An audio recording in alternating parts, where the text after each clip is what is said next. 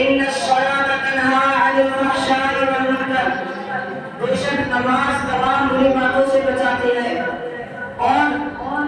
نماز کے متعلق اللہ تبارک و تعالیٰ قرآن مجید میں بہت سی جگہوں پر ارشاد فرماتا ہے۔ اللہ تبارک و تعالیٰ قرآن مجید میں ارشاد فرماتا ہے اقیموا الصلاۃ وآتوا الزکاۃ وارکعوا مع الراکعین، نماز قائم کرو اور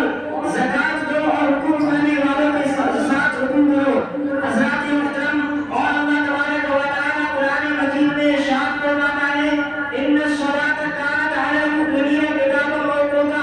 بے شک نماز مسلمانوں پر اپنے مقررہ وقتوں میں فرض ہے۔ اور اللہ تبارک و تعالیٰ قرآن مجید میں ارشاد فرماتا ہے اقیم الصلاۃ لدلوک الشمس، اقیم الصلاۃ لدلوک الشمس، اور اللہ تعالیٰ قرآن مجید میں ارشاد فرماتا ہے وَأْمُرْ أَهْلَكَ بِالصَّلَاةِ وَاصْطَبِرْ عَلَيْهَا، اپنے گھر والوں کو نماز کا حکم دو اور اس پر خود بھی قائم رہو۔ اسی طرح آقا کائنات حضور علیہ السلام بہت سی جگہوں پر نماز کے متعلق ارشاد فرماتے ہیں۔ بخاری شریف کی حدیث ہے عن عبد الله بن مسعود قال قال سألت النبي صلى الله عليه وسلم أي العمل أحب إلى الله؟ قال الصلاة على وقتها، قال ثم أي؟ قال ثم بر الوالدين، قال ثم أي؟ قال الجهاد في سبيل الله۔ حضرت عبد الله بن مسعود رضی اللہ تعالیٰ عنہ سے روایت ہے کہ کہتی ہے میں نے آقا کریم صلی اللہ علیہ وسلم سے عرض کی یا رسول اللہ، اللہ تبارک و تعالیٰ کے نزدیک سب سے محبوب عمل کون سا ہے؟ اللہ تبارک و تعالیٰ کے نزدیک سب سے پسندیدہ عمل کون سا ہے؟ اللہ تبارک و تعالیٰ کو کون سا عمل سب سے پسند ہے؟ تو رسول اکرم صلی اللہ علیہ وسلم نے ارشاد فرمایا نماز کو اس کے وقت پر ادا کرنا۔ انہوں نے پوچھا اس کے بعد کون سا ہے؟ فرمایا والدین کے ساتھ حسن سلوک کرنا۔ انہوں نے پوچھا اس کے بعد کون سا ہے؟ فرمایا اللہ تبارک و تعالیٰ کے نام میں جہاد کرنا۔ حضرات محترم، اس حدیث سے معلوم ہوا کہ اللہ تبارک و تعالیٰ کے نام میں جہاد بھی کرنا چاہیے، والدین کے ساتھ حسن سلوک بھی کرنا چاہیے، لیکن اس سے پہلے نماز ادا کرنا چاہیے۔ دونوں کاموں سے پہلے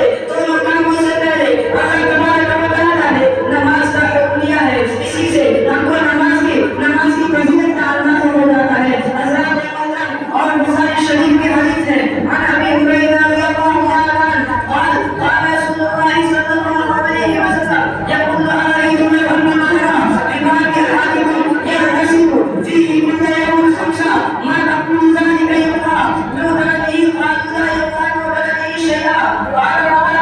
الصلاة يقول الله بها الخطايا۔ حضرت ابو ہریرہ رضی اللہ تعالیٰ عنہ سے روایت ہے کہ آقا کریم صلی اللہ علیہ وسلم نے ارشاد فرمایا کہ اے میرے صحابہ، اگر تم میں سے کسی کے گھر کے دروازے پر نہر ہو اور وہ دن میں 5 مرتبہ اس پہ غسل کرے تو کیا میرے صحابہ بتاؤ اس کے جسم پر میں نے کچھ باقی رہے گا؟ صحابہ کرام عرض کرتے ہیں یا رسول اللہ، نہیں، اس کے جسم پر میں کچھ باقی نہ رہے گا۔ حضور علیہ السلام نے ارشاد فرمایا یہی مثال 5 وقت کی نماز میں جب بندہ خوشی و خضوع کے ساتھ 5 وقت کی نماز ادا کرتا ہے تو اس نماز کی برکت سے اللہ تبارک و تعالیٰ اس کے تمام تر گناہوں کو معاف فرما دیتا ہے۔ حضرات محترم، اور بخاری شریف مسلم شریف کی حدیث ہے عن ابی ہریرہ رضی اللہ تعالیٰ عنہ قال قال رسول اللہ صلی اللہ علیہ وسلم ان اول ما يحاسب به العبد يوم القيامة من عمله صلاته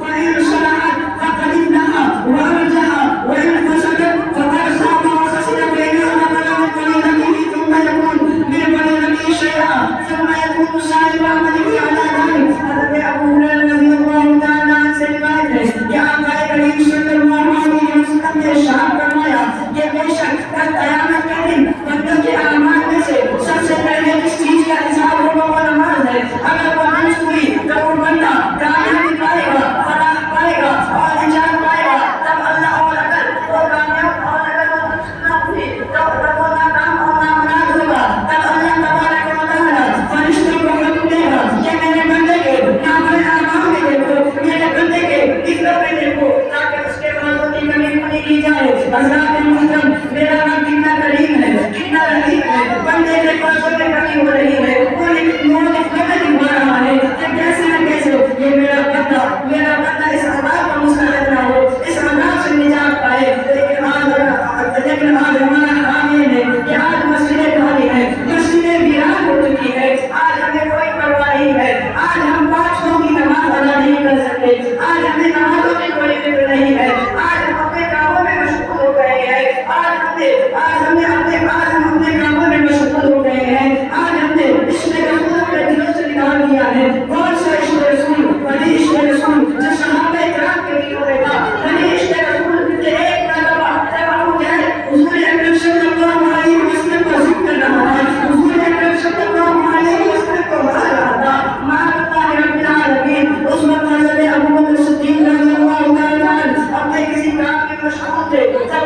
کی کمر پہنچی تو آپ نے اپنے کام کو وہیں میں موقوف کیا اور آپ دوڑتے ہوئے حضور علیہ الصلوۃ والسلام کے پاس خانہ کعبہ میں تشریف لے گئے اور آپ حضور اکرم صلی اللہ علیہ وسلم کے اوپر لے گئے یہاں تک کہ ابو جہل حضور اکرم علیہ السلام حضور اکرم صلی اللہ علیہ وسلم کو چھوڑ کر اور آپ فرمان اللہ رب العالمین جب وہ چلانا کہ آپ اتنا ہمارا کہ آپ کا جسمان مبارک سو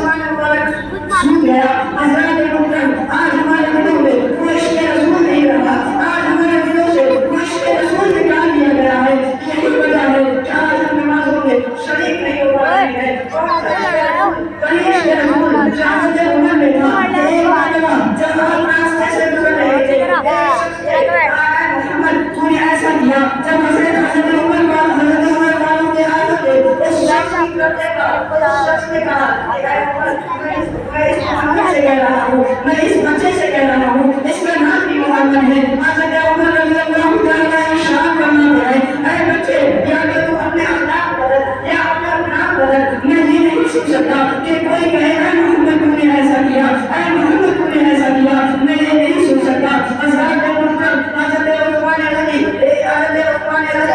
ایک مرتبہ حضور اکرم صلی اللہ علیہ وسلم کی اور ان کے اصحاب کی ایک مرتبہ اپنے گھر میں دعوت کی جب آقا کریم صلی اللہ علیہ وسلم حضرت عثمان غنی رضی اللہ تعالیٰ کے گھر کی طرف روانہ ہوئے تو حضرت عثمان غنی رضی اللہ تعالیٰ آپ کے قدموں کو گر رہے ہیں حضور اکرم صلی اللہ علیہ وسلم کے قدموں کو گرتے جا رہے ہیں حضور علیہ السلام نے ارشاد فرمایا اے عثمان غنی آخر کار ماجرا کیا ہے وجہ کیا ہے جو تم میرے قدموں کو گر رہے ہو حضرت عثمان غنی کا جواب بہت پیارا ہے حضرت عثمان غنی نے عرض کی یا رسول اللہ میں آپ کے قدموں کو اس لیے گر رہا ہوں کہ یا رسول اللہ جتنے قدم آپ چلیں گے میں اتنے ہی غلام اپنے آزاد کر دوں گا حضرات یہ ہے عشق رسول یہ ہے عشق رسول ایک مرتبہ حضور اکرم صلی اللہ علیہ وسلم نے حضرت علی سے ارشاد فرمایا کہ جاؤ اور میرے خاندان والوں کو سب میرے گھر میں دعوت دو حضرت علی رضی اللہ تعالیٰ عنہ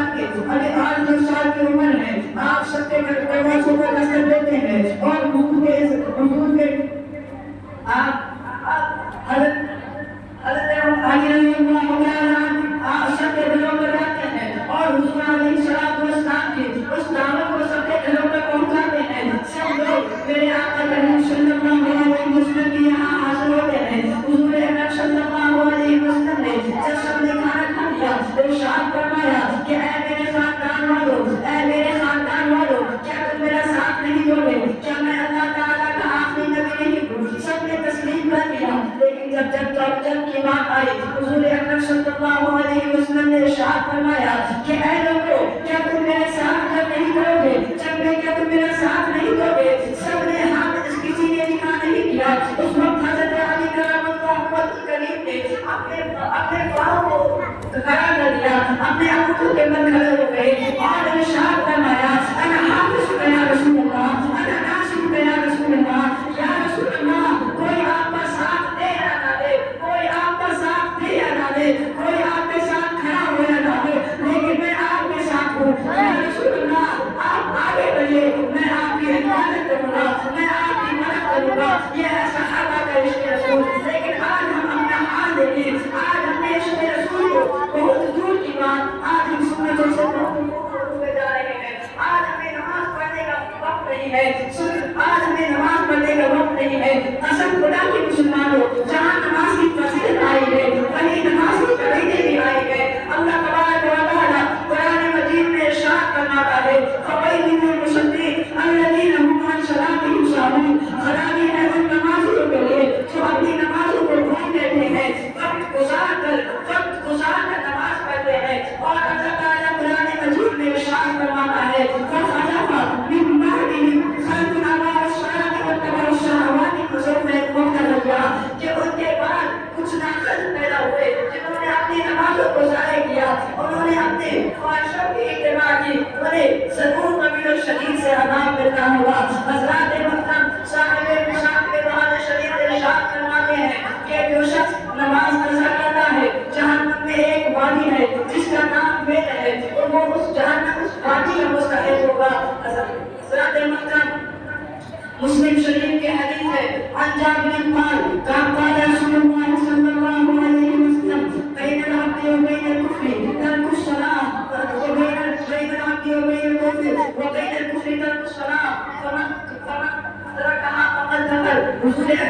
بین العبد وبین الكفر ترک الصلاة حضور اکرم صلی اللہ علیہ وسلم نے ارشاد فرمایا کہ بندے اور کفر کے درمیان نماز کی دیوار حائل ہے. یعنی محدثین اکرام بیان فرماتے ہیں کہ اس سے مراد یہ ہے کہ بندہ مومن اور کفر کے درمیان نماز کی دیوار حائل ہے. جب وہ دیوار ہٹ گئی تو اس کا پہنچنا آسان ہو گیا. یا تو یہ امید ہے ممکن ہے کہ وہ شخص آئندہ کفر بھی کر بیٹھے. اور بعض آئندہ فرماتے ہیں کہ نماز کا چھوڑنا کلمے کفر ہے. اور بعض کے نزدیک بعض آئمہ کہتے ہیں کہ نماز کا چھوڑنا کفر ہے. اور بعض آئمہ کہتے ہیں کہ نماز کا چھوڑنے والا قاتل کفر ہے. اور ہمارے امام اعظم ابو حنیفہ رضی اللہ تعالیٰ عنہ کے نزدیک نماز کا چھوڑنے والا ایسا ہے جو اس کو مانا جائے, اس کو قید کر دیا جائے, یہاں تک کہ وہ نماز کا یہاں تک کہ وہ نماز پڑھنے والا ہو جائے, یہاں تک کہ وہ نماز کا عادی ہو جائے. اور ہمارے یہاں اس حدیث کا مطلب یہ ہے کہ نماز کا نہ پڑھنے والا, نماز قضا کرنے والا قریب کفر ہے. یا اس کا مطلب یہ ہے کہ نماز کا انکار کرنا اور نماز کا منکر کافر ہے. حضرات مسلم شریف کے حدیث ہے قال رسول اللہ صلی اللہ علیہ وسلم العهد الذي بيننا وبينهم الصلاة فمن تركها فقد كفر. حضرت حضور علیہ السلام نے ارشاد فرمایا وہ معاہدہ جو ہمارے اور ان کے درمیان ہے وہ نماز ہے جو جس نے اسے چھوڑا یقیناً اس نے کفر کیا. حضرات محترم حضرت عمر رضی اللہ تعالیٰ عنہ سے روایت ہے کہ حضرت عمر رضی اللہ تعالیٰ عنہ سے روایت ہے کہ حضرت عمر رضی اللہ تعالیٰ عنہ بیان فرماتے ہیں کہ جس کی نماز نہیں, جس کا وضو نہیں, اس کی نماز نہیں, اور جس کی نماز نہیں اس کا کوئی دین نہیں. یعنی نماز کو دین میں ایسی فضیلت ہے جیسے سر کو اپنے تن پہ ہے. یعنی جب نہ سر ہوگا نہ انسان کا وجود کسی کام کا ہوگا. حضرات محترم ہمیں چاہیے کہ ہم نماز کے عادی ہو جائے, 5 وقت کی نماز باجماعت ادا کریں. اللہ تبارک و تعالیٰ سے دعا ہے میرے بولنے میں آپ کو سننے میں جو بھی اغلاط ہوئے وہ اللہ تبارک و تعالیٰ معاف فرمائے. ڈاکٹر اقبال نے کہا ہے منزل سے آگے بڑھ کر منزل تلاش کر, مل جائے کچھ کو دنیا کو سمندر تلاش کر, اور سجدوں سے تیرے کیا ہوا سجدہ گزر گئی, دنیا تیری بدل وہ سجدہ تلاش کر. وہاں علیہ السلام